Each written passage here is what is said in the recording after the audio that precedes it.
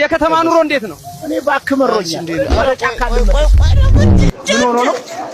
እንዴት ግን በቀል ልትወጣ ቻልክ? እንዴ ምን ላድርግ? ማታ ማታ ሁሉም ቤቱ ነው። ምበላው ነገር አጣው። ቢጨንቀኝ እኮ የሆነ ሰዓት ላይ ሳር መብላት ጀምር።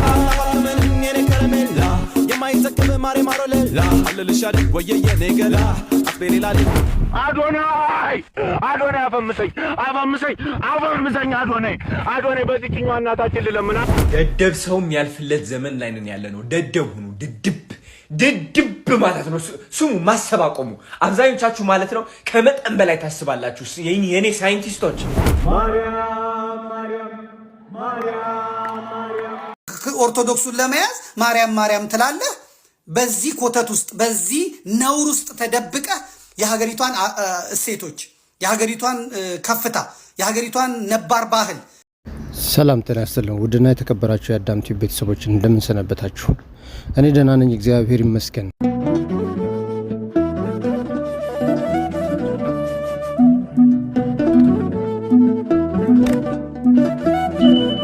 ደደብ ሰውም ያልፍለት ዘመን ላይ ነን ያለነው። ደደብ ሁኑ። ድድብ ማለት ነው ስሙ። ማሰብ አቆሙ። አብዛኞቻችሁ ማለት ነው ከመጠን በላይ ታስባላችሁ። የኔ ሳይንቲስቶች ስሙ። ሳይንቲስት መሆን አቆሙና ማለት ነው ድድብ ስትል ገንዘቡ ምጥት።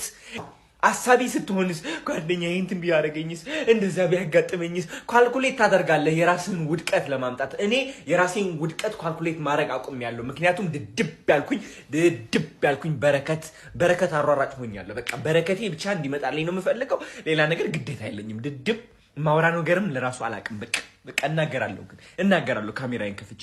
አሁን የተናገርኩት ነገር እኮ አንዳንዱን ያልናድድ ይችላል፣ ግን አንዳንዱ ያናድዳል ብዬ ማሰብ አቆሚያለሁ። ድድብ ለገንዘቤ ድድብ፣ ለታዋቂነቴ ድድብ፣ ለሁሉም ነገር ድድብ።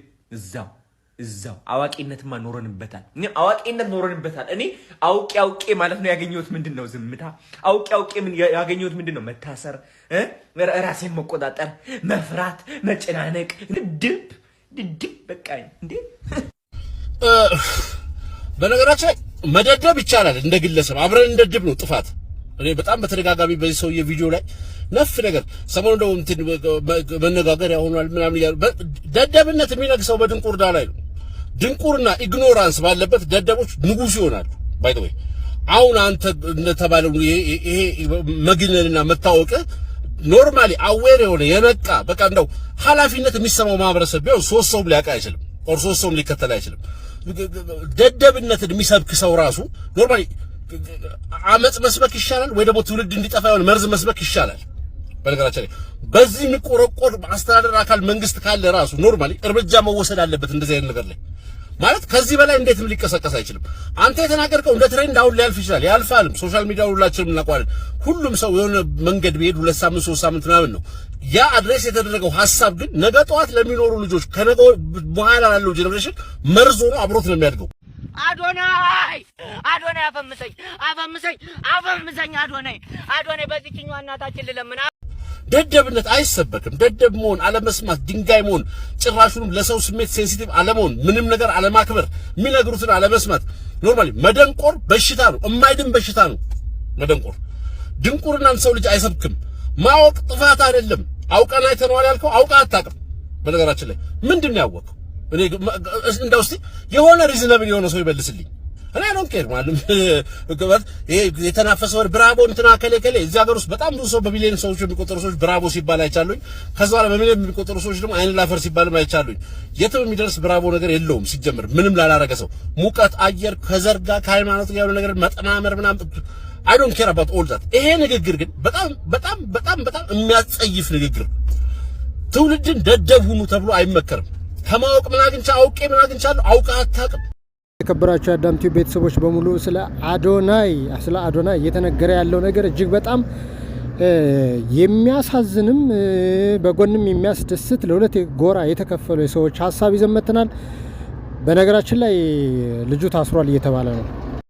አዶናይን ለመደብደብ መድረክ ድረስ የወጣው ይሄ ግለሰብ ማን ነው? እንግዲህ ትላንት ምሽት በተደረገው የቲክቶክ ክሬቲቭ አዋርድ ሽልማትም ላይ አዶናይ እጩ ሆኖ ከዩቲናስ ጋር በቀረቡበት መድረክ ላይ አዶናይ አሸናፊ ሆኖ የመኪናውን ሽልማትም ያመጣው የቲክቶክ አዋርድንም አሸንፏል። በዚህም ሽልማት ላይ ብዙዎች ያላስተዋላችሁት መረጃ ይህን ይመስላል። አዶናይ ሲሸለም በቦዲጋርዶች አዶናይን ለመደብደብ መድረክ ድረስ የመጣው አቡ የምወንድም የሚለው የቲክቶክ ፔጅ ባለቤት የሆነው አቡ ማለት ነው። ይሄ የምትመለከቱት ወጣት አዶናይ ሲሸለም ይሄ ሽልማት ለአንተ አይገባም ለዩቲ ነው የሚገባው በማለት በተቃውሞ መድረክ ድረስ ወጥቶ አዶናይን አስደንግጦታል። አዶናይም ሳይረበሽ የሽልማት ፕሮግራሙ በተሳካ ሁኔታ አጠናቆ ግን የተፈጠረው አምባጓሮ በዩቲናስ መካከልና በአቡ መካከል ያለው ወዳጅነት ምንድነው? እሱን ላሳያችሁ ነው የምፈልገው። አቡ ወንድም እንግዲህ ከዩቲናስ ጋር አብሮ ቪዲዮ በመስራት ዩቲናስን በዳይሬክቲንግም በትወናም በአልፎ አልፎ በካሜራ ማንነትም የሚያግዛት ጓደኛዋ ወጣት ነው። ከሲሳይም ጋር ያላቸው ሲሳይ አጫጭር ፊልሞችን ቲክቶክ ላይ የሚሰራው ከሱም ጋር በመስራት ይታወቃል። ዩቲናስ አቡ ሲሳይ እንግዲህ አንድ ጀማ ናቸው። እነዚህ ጀማዎች ደግሞ ዩቲናስ ይገባታል ይህ ሽልማት ዩቲናስ ትበለዋለች በማለት ተስፋ አድርገው የጠበቁ ቢሆንም ሽልማቱን እንግዲህ አዶናይ በልቶታል። በዩቲናስና በአዶናይ መካከልም ምንም አይነት ጸብም ሆነ ምንም አይነት ነገር የለም። መሀል ቤት ያላችሁ ግን እንደ አቡ አይነት የማይመለከታችሁ ገብታችሁ የሰውን ክብር የምታዋርዱ በጣም አሳፋሪ ነገር ነው። ዩቲናስ እንግዲህ የአዶናይ መሸለም አስደስቷት ቆማን ያጨበጨበችው። መሀል ያላችሁ ሰዎች ግን በሁለቱ ትልቅ ክፍተት እንዳለም ለማስመሰል እንደዚህ አምባጓሮ የከፈታችሁ ቀጣይ ቪዲዮ በመስራት አዶናይንም ህዝቡንም ይቅርታ መጠየቅ አለባችሁ ብዬ አምናለሁ። ሽልማት እንግዲህ አንዱ አንደኛ ነው፣ አንዱ ሁለተኛ ነው። አንደኛና ሁለተኛነት ቦታ ነው እንጂ የእናንተን እውቀትም ሆነ አቅም መመዘኛ አይደለም። አሸናፊ አንድ ነው። አሸናፊውም አዶናይ ሆኖ እንግዲህ የመኪናውንም የአመቱንም የቲክቶክ አዋርድ በልቶታል ማለት ነው። ይህንንም ደግሞ አምናችሁ መቀበል የእናንተ ድርሻ ነው። እንደዚህ አይነቱ ነገ ላይ ልታዩት የማትችሉትን የሚያሳፍራችሁን ስራ አትስሩ ምክራችን ነው። እስኪ ውድ ተመልካች አድማጮች እናንተም በዚህ ሀሳብ አስተያየት ስጡበት፣ ተነጋገሩበት። እኛ ካየነው እንደዚህ አቅርበነዋል። ለሁሉም ጸጋ ስላለው ነው እንጂ ነጭ ነጯን መናገር ብችል እንደ ወንድሜ ዘመድኩን እድሉን ባገኝ ደስ ባለኝ ነበር። አዶናይ ማርያም ማርያም ስላልክ እንወድሃለን፣ ፍቅርህንም አይተናል። አክሱም ጽዮን ሂደህም ተሳልመሃል አይተናል። ሳትተኛ የለበስከውን ልብስ ሳትቀይር ቀጥ ብለህ በረህ ሄደህ አክሱም ጽዮን ማርያምን እንዳመሰገንክም አይተናል። ጸሎትህንም በቪዲዮ ለቀህልናል አይተናል። ነገር ግን ከዛ በፊት ስታደርጋቸው የነበራቸው ነገሮች ሁሉ ትውልዱን አቆሽሿልና መጥፎ መንገድ አሳይቷልና አሁን እኔ የምፈልገው ለዛ መካሻ የሚሆን ትውልድ የሚያንጽ ስራ እንድትሰራ ነው። ልፈርድብህ አይደለም። ሰግጥ ሰግጥ እያልክ የሰራቸው ስራዎች ዛሬ ድረስ ሰግጥ የሚለውን መልእክት ይዘው ቀጥለዋል ሰዎች። አዶናይ ራሱ ቴንኬ ሰግጥ ብሎ በጻፈው ኮሜንት 2.9 ሚሊዮን ፎሎወርስ ደርሷል። አንተስ ምን የጠበክ ነው? ግባና ኮሜንት ላይ ቴንኬ ሰግጥ ብለህ ጻፍ። የጻፉትን በሙሉ ቤተሰብ አድርግ። አዶናይ የታባቱ ትንሹ አዶናይ መጥቻለሁ። የታባቱ ሰግጡ፣ መሰገጥ አለባችሁ። የማይፈምስ የለም፣ ሁሌም ትፈምሳለች። እዚህ ላይ አንድ ሁለት ጥያቄዎች ማንሳት እንችላለን። በመጀመሪያ ደረጃ ኮንተንት ክሪኤሽን ማለት ምን ማለት ነው? ኮንተንት ክሪኤተር ማለት ምን ማለት ነው?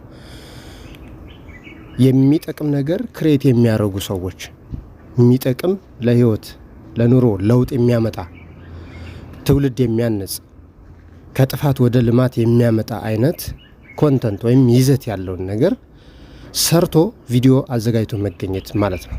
የፈጠራ ችሎታቸው ሁሉ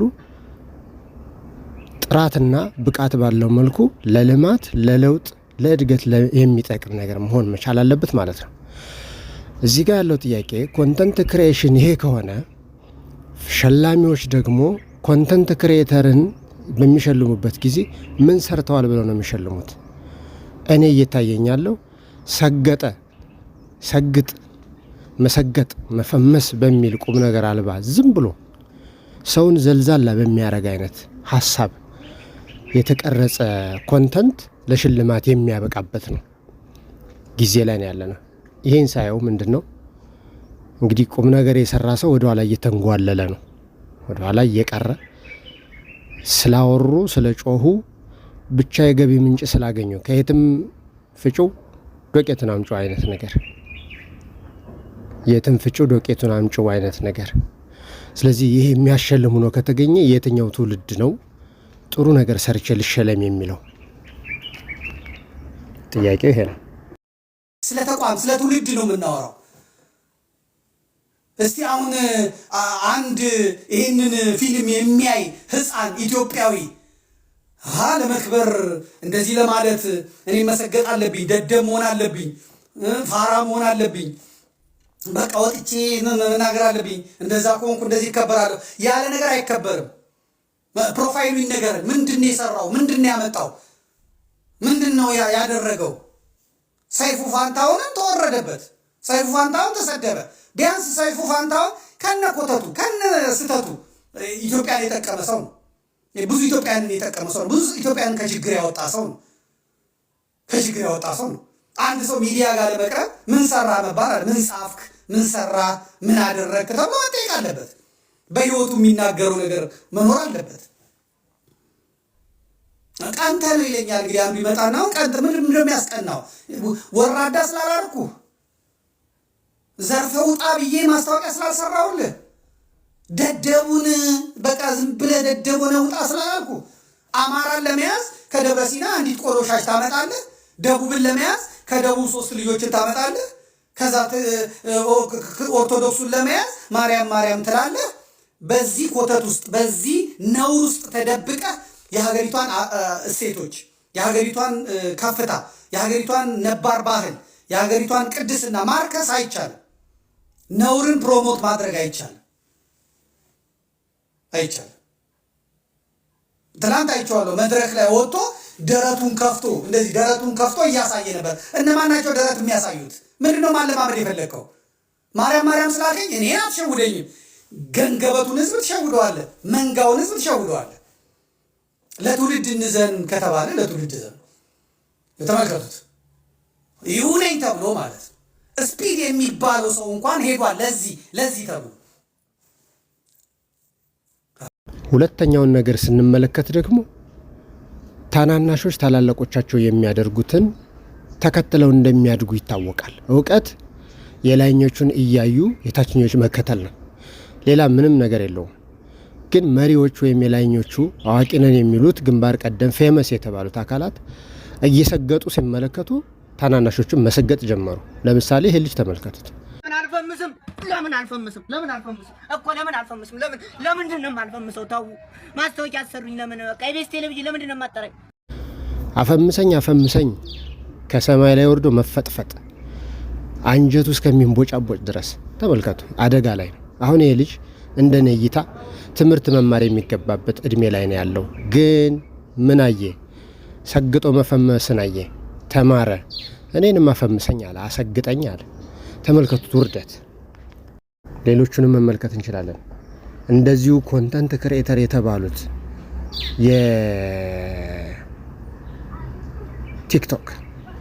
የቲክቶክ አዋርድ ተሸላሚ ለመሆን እከሌ ሰግጥ ፈምስ ብሎ ይኸው በዚህ ቁጥር ፈምሷል፣ እናንተም ሰግጡ ፈምሱ እያሉ ሴቶቹ ሳይቀሩ መከተል ጀምረዋል። ስለዚህ እንደፈሰሰ ውሃ መከተል